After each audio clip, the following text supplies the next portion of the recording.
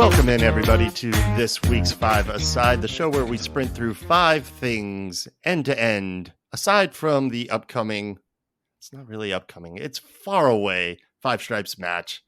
We got like months left. Off seasons are weird. They go by quick, but they also take a very long time. My name is Glenn Paisan, and joining me tonight is a woman who just recently got her AARP card in the mail. It is Kristen Clark. Hello, Kristen. Hey, I'm here. I'm rocking a new number this week.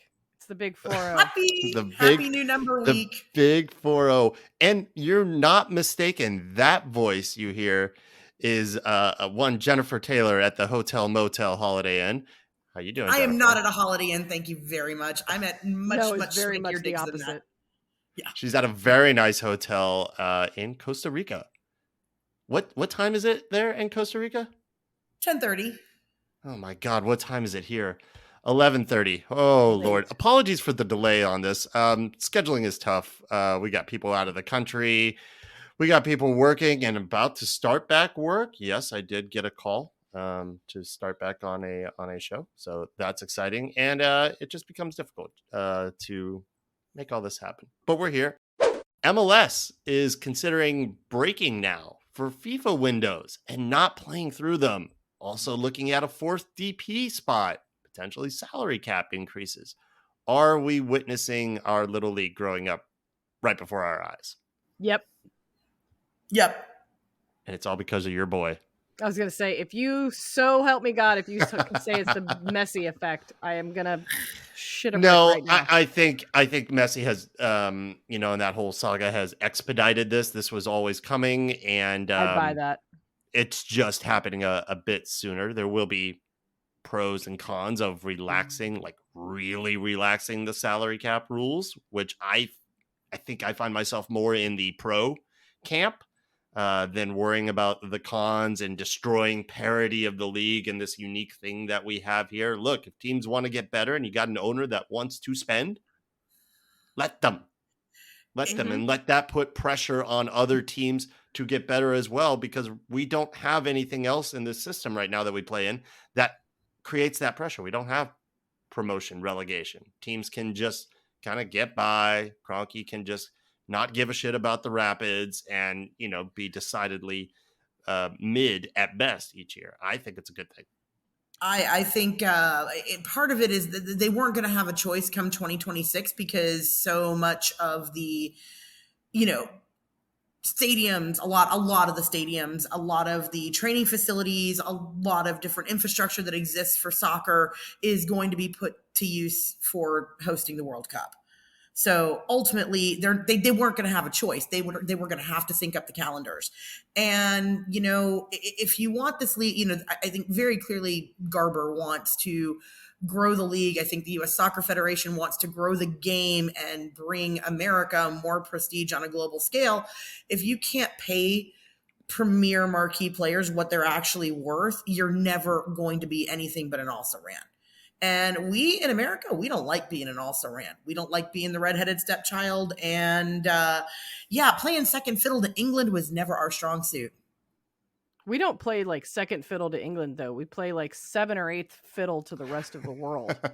So if we want to move up a couple of several chairs, fiddles down. Yes. If we want to move a couple of chairs in, then or out, I don't remember band geek wise. I don't remember which way that goes. Then we have to make some changes. We have to be willing.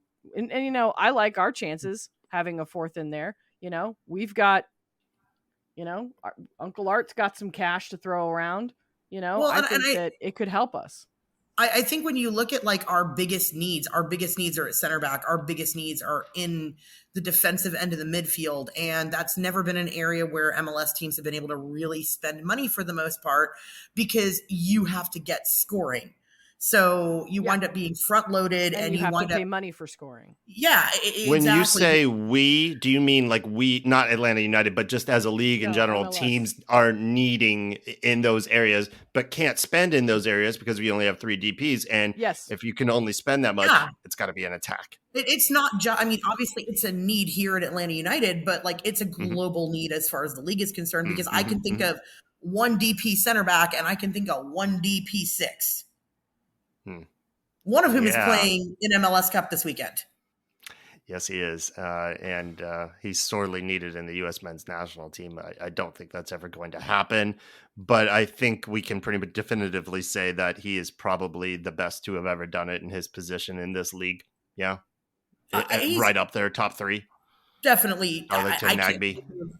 I can't think of it. I can't think of a better one. And I think when you look at Walker Zimmerman's value to Nashville and what he True. did for LAFC out in LAFC and what he's doing in Nashville, the way Nashville is built, which is don't let anybody through until Hani Mukhtar lights himself on fire. Yeah, you pay the man DP money because he's holding it down for you. So I think it's good to see. I think it would be a really positive thing in some capacity to see more spending, more flexibility allowed, because this is I'm not saying you want to wind up with the city versus everybody else kind of mentality, but I think definitely we should be able to bring in marquee talent without having to create all these illegal loopholes to do so. Agreed. And we will get to a little bit of city later on. One other thing that MLS is potentially taking on, and maybe even the EPL, but maybe here first, is sin bins.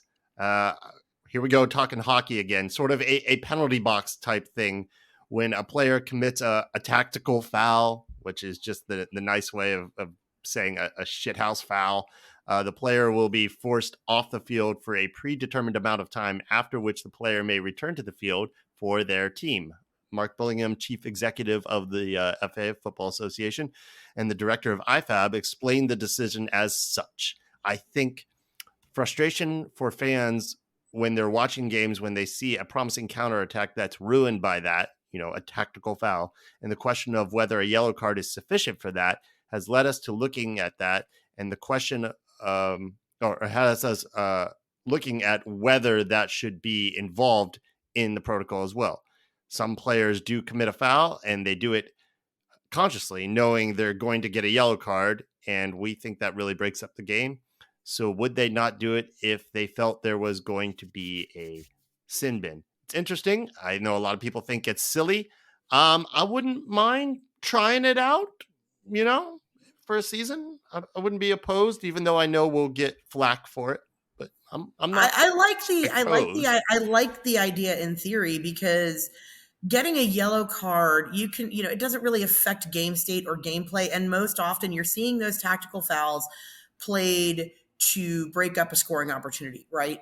And every football league in the world wants more scoring because people like to watch scoring happen regardless of the sport. So then giving somebody 2 minutes to create a few scoring chances because of the infraction, I don't think it's a bad thing. I think it'll actually create excitement.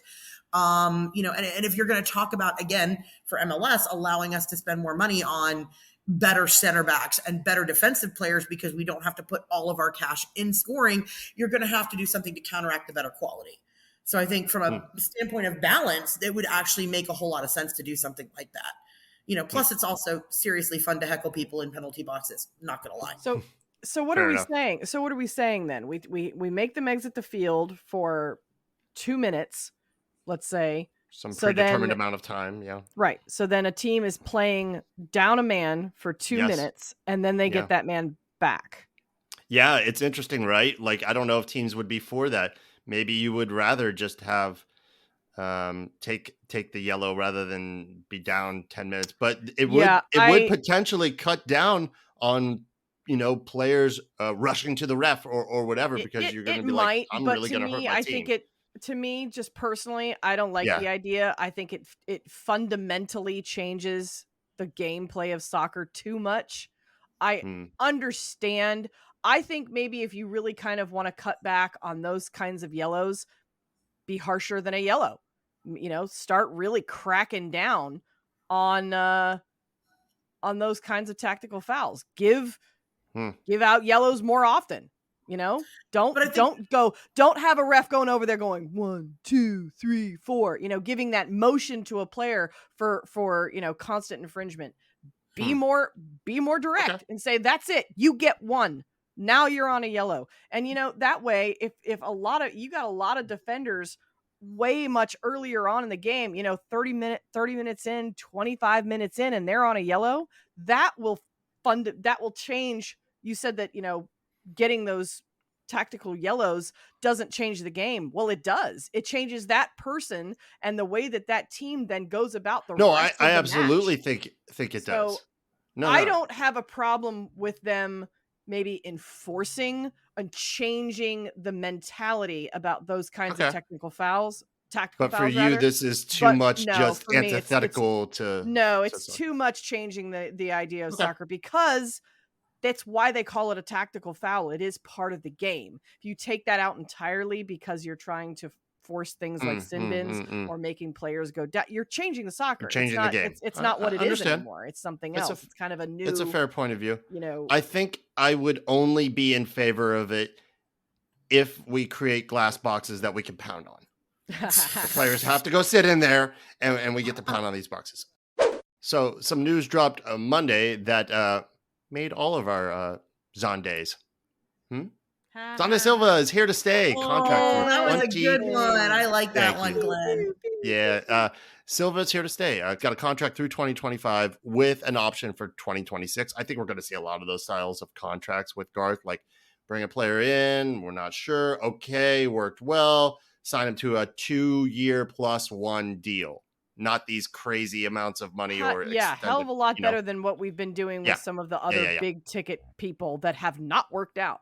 I'm really happy about it. I love the energy that he brings. The guy, like, seriously, just hand him the social media camera and let him do his thing, because he's completely awesome in a room. But I will say, I still think the jury's still out on him defensively, because as many goals as he scored for us in our playoff series versus the eventual conference champions, he also was responsible for as many goals as he scored. So I think, you have to, I hope the defense can tighten up a little bit, because, we want him out there. We want that energy, the speed that he brings down the wing. It's great, but at what price? So I think it's a smart deal. I'm hoping that, obviously we have no idea what the numbers are, but I'm hoping, obviously it must have been a reasonable enough cap hit that it wasn't going to hamstring us for an extended, it had to have been totally, for an extended period of time. So, I am looking forward to some more back flips in the Bens next season. Me and my alliteration. I'm excited for it. You brought up defense. We know that that's an issue for us, and that's going to have to be addressed this offseason. I think our attack does look pretty good. Probably could still do with a little more depth at striker, because we don't really know what Jamal can provide. He didn't feature that much. He does seem, from what we did see, maybe a little hot-headed. So that might be a point of concern, but that's on a very limited sample size. We don't have the definitive word yet on Miles, but even if he were to stay, I still think we got some work to do, and especially getting what you lovingly refer to as our goon back, which we have not had for some time, probably not since our dear friend Eric Remedi left this club. Shemedi. We miss him. Yep. So good on Zonde. I'm happy for the contract. I kind of expected it, but you never know. So he wants to be here. He's excited to be here. I think it's good business. MLS Conference Finals. So Hell is Real was really good. Like, Columbus did what we all kind of expected, right? They endured. They outlasted. Cincinnati has a ton of talent and attacking firepower, but when they didn't put the game away with a third and potentially fourth goal, they allowed Columbus to do what they do best, and that's just carrying on. Columbus doesn't change for anyone or any situation. Wilfred Nancy should have got the Coach of the Year. I think we all agree on that. Has specifically said that he wants his team to be comfortable with being uncomfortable much of the time. And that shows in their play. The conference final was a perfect example of that. They go behind early, right? By 2 goals.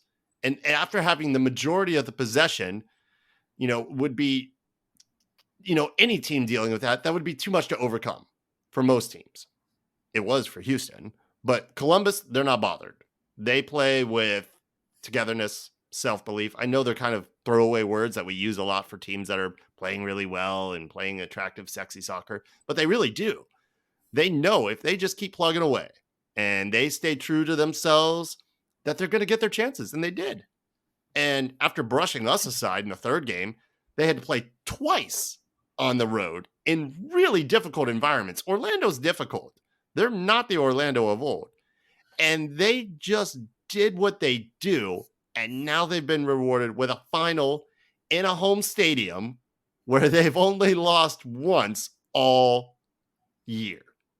LAFC are incredible. And I think they're setting a new standard, for me at least, for consistency year over year and being right at the top and competing for trophies. They may not win all the trophies, but they're up where we would like to be. So is Columbus. But I give the edge of the Crew in this one in the final. I don't particularly like it. I also don't really relish the idea of LAFC adding another star to their crest. So I don't know who to pull for in this one, but I think you got to pull for our old friend Atlanta Driver. Sorry. I think so, right? And Gressel is there as well, which, like, if they don't sign Gressel to a multi-year deal, Crew, y'all are out of your damn minds. He will have his agent will have his phone blowing up. I don't think so. I don't know that Gressel has been all that great in the playoffs for them. He changed the game when he came on for the Crew. They won because he came on and started crossing in dime balls. Again, he didn't start. And he hadn't been starting because he's a defensive liability, and on the road you don't start a defensive liability, and that's the big the reason Columbus beat us. Who didn't they start? They didn't start Gressel, and all of a sudden we had no space to work on the wing. Look, love the guy, but he does not, he's great offensively. They were down 2 goals. They needed offense. They sacrificed offense for defense. They brought in Gressel in, changed the game, got the win. Absolutely the right call, but there's a reason he hadn't been starting. Speaking of right calls, a call that I think Pat Noonan got wrong, should have subbed out Lucho. The dude couldn't move. I get it. Tough moment. Bringing out your MVP when you're potentially facing penalties. I don't think he was able to even take a penalty. No. But, and you could see, since he couldn't make their subs because they used up all 3 of their windows. So they got an extra sub in halftime, but they couldn't use it until the break after the first 15 minutes. And then Lucho comes hobbling off the field, and Pat Noonan goes to him, and you can see him mouth the words, "You want to come off? Do you need to come off?" Man, you're the coach. You can't ask a player that. No player in their right mind in that high pressure moment is going to be like, "Yeah, take me out, coach." You have to make the decision. And I'm not saying that they would have gotten the result or the win if that had been the case, if he had take him off. But for me, that was just way, way, way the wrong decision. But if we're being fair here, the bigger loss for Cincy was probably Miazga not being there. And that's on him, 100%. I don't care what the MLSPA is saying. I think they're way off base. He went into a referee's locker room. I don't care if he barged in or broke in the door. It was an over-exaggeration. You found the referees in a stadium that's not your own. What are you doing? If Thiago gets a 3-match ban for bumping into a ref, yeah, Miazga's getting at least that for me. We all agree. No way. Yes. Yep. Yeah, no, I absolutely agree. And you know what? If that happened to one of our players, if we found out, when we found out that Joseph was when Joseph flipped a table and shit like that, it's dude, you can't do that. You're a professional athlete. Same standard for everybody. You got to fucking choke that shit down. You cannot have that kind of behavior. It's absolutely unacceptable. And Miazga, deserves whatever he gets. Yep. Agreed. And I hope it's a harsh enough punishment, by the way. I'm going to say that. I hope it's not a slap on the wrist. You're right. It's 3-match ban. Yeah. If Thiago can bump into a ref. Correct. That's what I'm saying, man. And punishment better fit the fucking crime. He found them. What are you doing? After already getting 3 yellows in the game. Yeah. A game in which you won. You're advancing. Yeah. Chill, guy. So, maybe you did cost your team that. And that's extremely pretty severe. Poor. And that's on his... He's got to live with that now. Extremely poor decision, obviously. Really poor. and really poor from the MLSPA for me too. That kind of just justifying it or trying to downplay it. I don't like that from the players union. I really don't. LAFC cruised in their match against Houston. Houston had 70% of the ball and an XG of 0.47 off of that 70% from a total of 10 shots, half of which were on target. Those are stat lines we're really familiar with. You know, we talked about this for years. What good is possession if you don't do much with it? LAFC had 30% of the ball at home and had an XG of 2.06 from 18 shots, 6 That's on target. Crazy. Houston just never really bothered LAFC. Okay, you had possession, but you did not have control. And LAFC put on a masterclass. What's that remind you of? Yeah, I know, right? LAFC put on a masterclass of having control without the ball, but still managing to play like attractive soccer, like sexy soccer. Yeah, they keep setting that. I really wish I really wish I could like them. I mean, everything they do is like super freaking fun. You know, although I don't know if you heard the 3252 just got a massive fine for setting off flares in the stadium. I mean, $100,000. I was wondering if something was going to come. I didn't hear a fine has been levied. Yeah, the club was fined $100,000. They're getting multiple sanctions, and there is talk that they may not be allowed to bring certain supporters into the barn for MLS Cup this weekend. They have not finished investigating. Wow. So, I mean, yeah, that might be a little sad. severe for me. I feel like it's a lot. Like I feel like. I mean, safety is safety. You got to take it seriously. 100%. But I didn't see the match, so I know there was about a 30-minute game delay. But certainly they're not the only club that blows smoke up for entry, but whatever. I mean, shit, you can't even see SKC when they come out on the pitch. And Orlando, so many so I don't know if it was them using flares versus the regular smoke, or what they may or may not have had permission to do, or if the tifo got set on fire or something along those lines. But still, I feel like $100,000 and supporters not being allowed to go to MLS Cup. I feel like that's really, really harsh. I think that's a little severe for me. Especially when, like the Silva yellow card Spider-Man instance, what's going to blow up all over MLS social media and Apple TV this week. And they're going to continue to use this as promotion for the league too. Yeah, absolutely, it's a little fucked up. Absolutely. So we're going to use all your images and likenesses, but we're going to fine you and keep you from. But we're going to fine you for it. Yeah, it's a little. And keep you from going to the biggest game of the season. All right, Kristen, do you want to talk about some college acronyms real quick? So I don't know how many actual American football, because I really don't know what else to call it, listeners that we have, but sometimes it correlates, sometimes it doesn't. Sometimes people like all Atlanta sports, which includes some Georgia as a whole sports. There's crossover. Yeah, sure. For sure. So that's how it is. That's how it is for me. Not a big NFL fan, but I have been a Georgia fan. And all of Georgia sports, really. You have that dog in you. Yes, I do. I will watch gymnastics, Georgia gymnastics, volleyball. They often compete in, believe it or not, Glenn, college basketball as well. That's about the only time you'll see me watching it. But yeah, anyway, that being said, I watch American football, college American football. And this year, in the last 2 years, dogs have been number one. All the way, we beat the SEC record. We went 29-0. Yeah, just beating the brakes off teams. But then this year things were a little bit different. We got all the way to the SEC championship, and unfortunately, we fell short. So that being said, when it came time, we had a lot of other results that took place over the same day and that same weekend.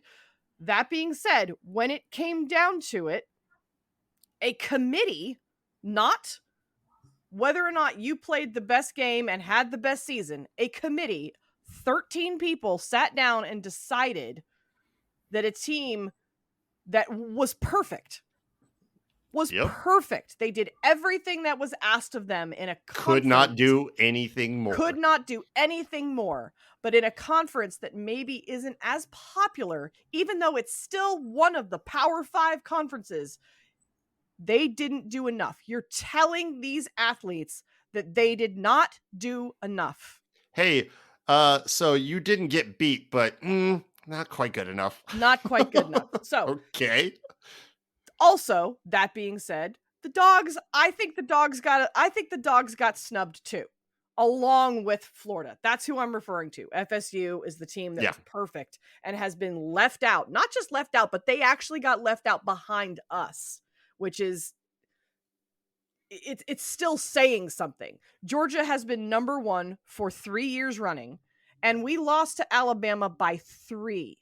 Okay. Did we only lose 3 though? points? Well, that's I'm going to get to that. Yeah. We lost to them only by 3. We weren't annihilated. Alabama didn't 100% kick our ass. That was absolutely not what took place in that match. It was very even all the way till the end. If you really want to get down to brass tacks, the referees made a mistake. They made a mistake. Straight up. Isaiah Bond did not catch that ball. That was not a touchdown. It changes the course of the rest of the game. It does. If you want to just chalk off 7 points, dogs win, dogs stay up top. We go into the conference championship and try to win it again. It's not one of those situations where it was a questionable call. Oh, it was a missed face mask or what have you. That happened too. Mm-hmm. But this is a touchdown non-catch, and you have cameras all over this place. Glenn could be standing on the fucking sideline. They had a good view of it. And get the same shot with his iPhone, and you could see that was not a catch. Okay? I don't think that the game was quote unquote stolen from us. We should have made it we could have done better.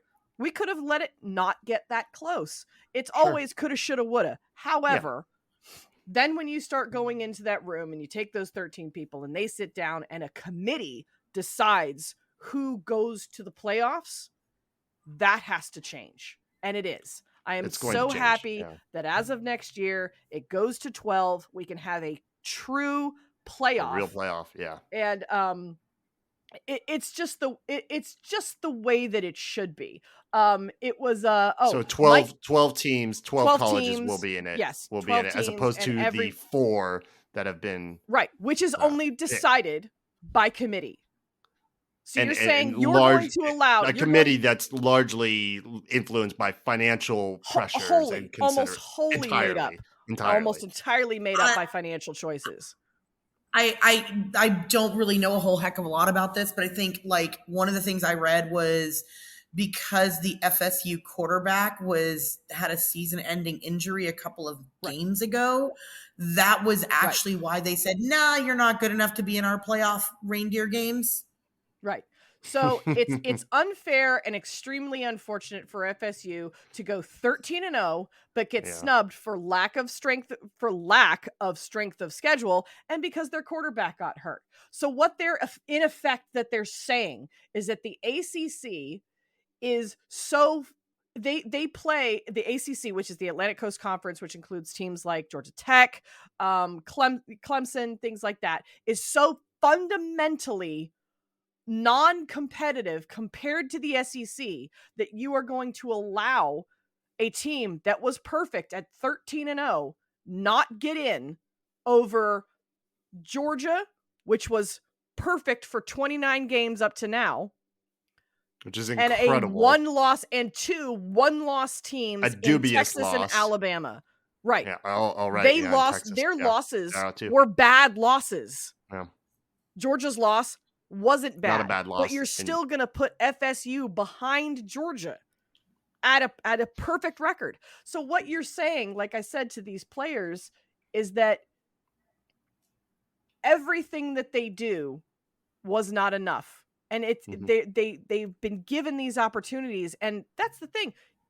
They're still going to play the Orange Bowl. That's the irony of the whole thing, is that FSU is going to play Georgia in the Orange Bowl. That's still a good bowl. And in the days of old, that was a good one to get.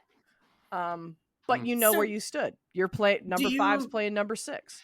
do you think that this whole playoff bowl, like, do you think this whole playoff thing is better than, whoever picks the top 25 after all the bowl games get played? Like, Well, is it I better think to that have I four still think a teams? lot of it.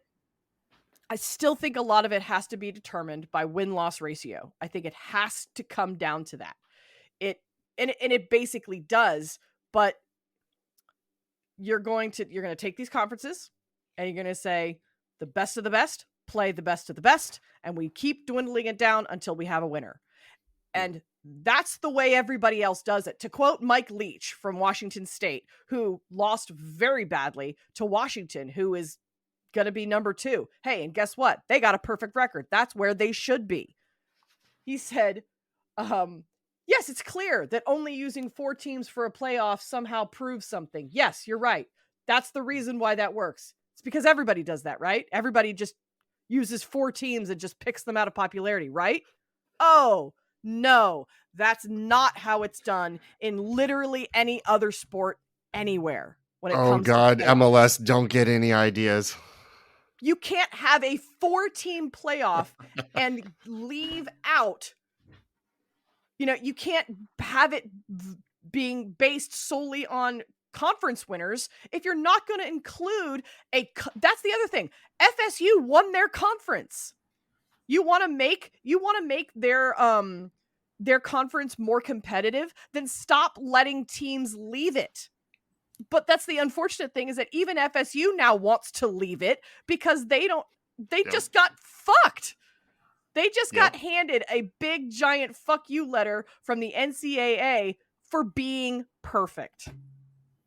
And that's lost in revenue. That's lost in opportunities for players to make an impact before they go pro. It's fucking bullshit, and it's wrong, and I'm glad that it's changing. Jennifer, I have a question for you. Are Spurs trying to redefine Spursy, and as far as what it means? This is going to be a very odd take from me because I say this, I'm blue through and through, and I'm supposed to hate you. I don't. You don't hate me. I think, correct. But I actually don't have any hate for Spurs, and I think I actually have more confidence in Spurs than you do. They broke their losing streak, which was a 3-match streak off of, we kind of set that in motion for you. You're welcome. When you played against Chelsea and had all those injuries. It's an extremely difficult... 2 red cards with multiple game suspensions. So, yeah, thank you. Thank you very much. Chelsea is such a dominant team. I can't even say it with a straight face. With any face. Liverpool, that actually is a dominant team. Yeah. And winning, just have to get Arsenal to lose. That's all I'm saying. Yeah. Arsenal looks to be the best right now. But in all seriousness, I think you really have something going here with Big Ange. You're dealing with an impossible amount of injuries. Spurs have of old, under Mourinho, under Conte, under Poch. Well, Poch, you were pretty good. Would have collapsed by now with dealing with less.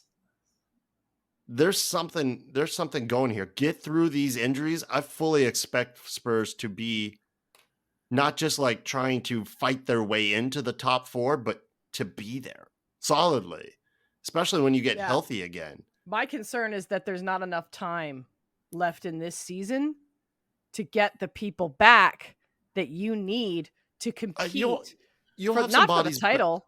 They'll have some not for the title, I don't think, but well, who knows? This season's crazy. I mean, look at Manchester City. Look at Aston 3 points Villa out of their last 12. Aston Villa sitting in 3rd. Like, where did that come? Who had that? They beat City today 1-0. This is the first time since 2017 that City has not won a game in 4. It's really interesting. I mean, are they City? That is by City standards. Spent a lot of money on scoring, but by City standards, I mean, I'd bite your arm off for that record. But by their standards, they're in free fall. This is incredible. I think what Spurs have done here. And I think you just got to keep believing. They're playing with more belief and just consistency. You're going to play a line of 7 up high. you're going to go for it. Like, these players are seeing that. I think this can work, and they're just being hit with unfortunate circumstances. But what you did against City is monumental. That was huge. Oh my God, Sonny, like an yes, own he goal. needs to stay onside. Yeah, that was brutal. The goal and then the own goal. That was brutal. But I have to say, like, it is enjoyable soccer because it truly is. So rather watch. We're going to kill you. Death by putting goals in the net. As opposed to prevent defense, which no offense, Liverpool people over there, but look, I get it. It works. It works for a lot of teams. We all hate the Red Bulls. So congrats on being the Red Bulls of the Prem this season, Kat. But wait a minute. Spurs, you think Liverpool, who usually averages 65% possession, is defense by offense soccer? I don't know. I don't watch enough Liverpool to be qualifying. Nah. And also, in fairness to Liverpool, no, Liverpool literally wins by possession, even if we don't score that many goals. But we average 3 goals a game. And in fairness to you and what you've had to deal with, your teams, Kristen, have been on the wrong end of a lot of poor officiating decisions.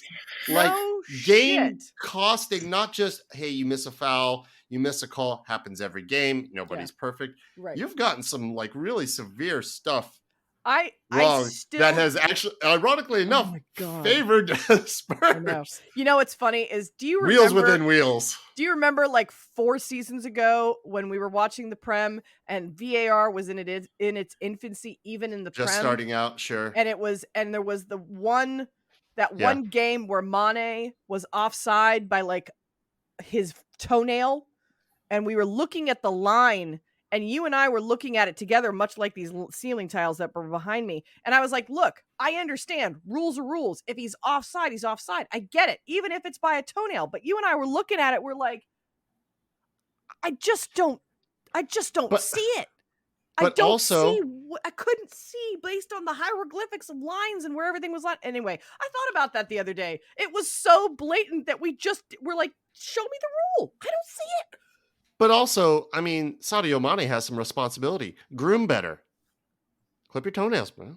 Yeah. Don't let those things get that long. Better. You have to. But you asked how, like, again, you spent a lot of the first part of the Prem talking about like how great Spurs were and blah, how you really like, and I do. I really like Big Ange football. I like the mentality. I love that. They're turning White Hart Lane into a giant discotheque. I think it's awesome. I'm here for all of it. But Glenn, we don't talk about Bruno. We don't talk about Bruno. And you did nothing but talk about Bruno and talk about Bruno. And what did we wind up with?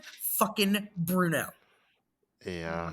Fair enough. And I probably have put some sort of curse on it for this weekend. Yeah, like, we'll see. We get wet spam tomorrow, so that should be entertaining to say the least. Always is. What?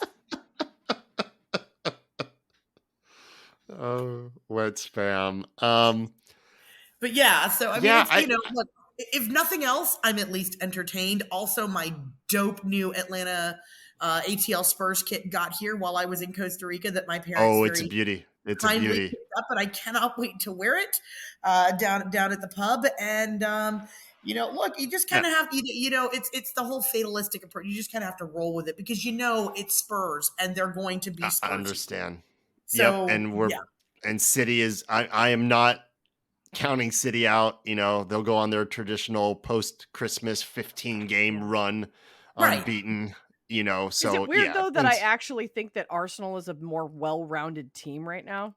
Oh, I think they are. They have focused more on defense. Like literally when Luton Town, holy shit, where did Who that is come not from? in the David relegation zone. They're not in the David relegation Raya, zone. I know, but David Raya made two very glaring mistakes, but it Well- still cost them 2 goals. Nobody has put up 3 goals past Arsenal all season.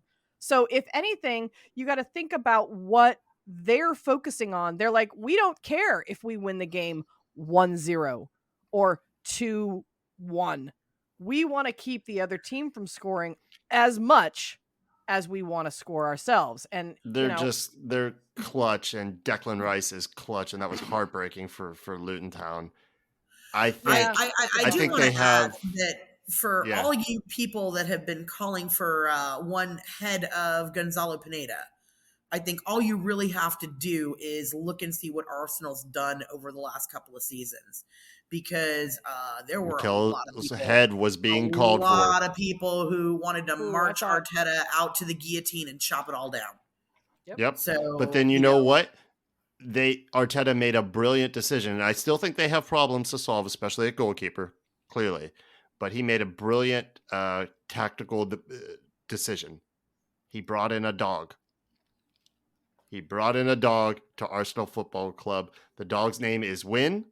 It lives at the grounds, and it goes home with some of the players on some weekends. And I think it's completely that's a balanced team. Does it wear a little helmet like the one like the Greyhound from AFC Richmond to protect it from Oh no, poor dog. Oh, that's a terrible reference. That was heartbreaking. Arsenal seems to be the most complete team in the EPL right now. But again, I just appreciate the way Spurs are playing. I appreciate the way Big Ange conducts himself with the press, the media, with his players. He's the best interview in the Prem right now. The best. He's just so genuine, so down to earth, and so real. And it's appreciated when he's just, he's just him. Level-headed, calm, fun. I think he's a great addition to the league, and I hope you guys hang on to him, and I hope you have the success you deserve. By the way, for the record, and then we're all done with this. I just want to be very clear. I love dogs. I think dogs are awesome. We actually just signed we're actually working on a new deal with the CR Dog Rescue folks up in La Fortuna, so that we'll be able to offer people some dog rescue love experience. I'm in Costa Rica for work, and we're going to start working with a rescue in over by the volcano that helps to get street dogs, spayed, neutered, and then adopted. And they take care of about 62 dogs over there. We visited the shelter. We petted some puppies. The owner does like really awesome things. He has cooking classes too. It's really cool. But yeah, he helps get street dogs into new homes, does like angel flights, things like that. Like it's really cool. I'm super excited about getting to work with this operation and this awesome guy, and help save some street puppies. That's awesome. That's actually really, really awesome. Yay, cool. Puppies. All right, y'all. Well, thank you very much for listening to this week's Five Aside. We will be back, I don't know, in a week or so with the next Five Aside, which hopefully will be part 2, and maybe we'll be able to even get in 3 and 4 of the supporter group show, featuring all of our groups 2 at a time. So thank you very much for listening. We really appreciate it, and we will be back sometime mid to late next week.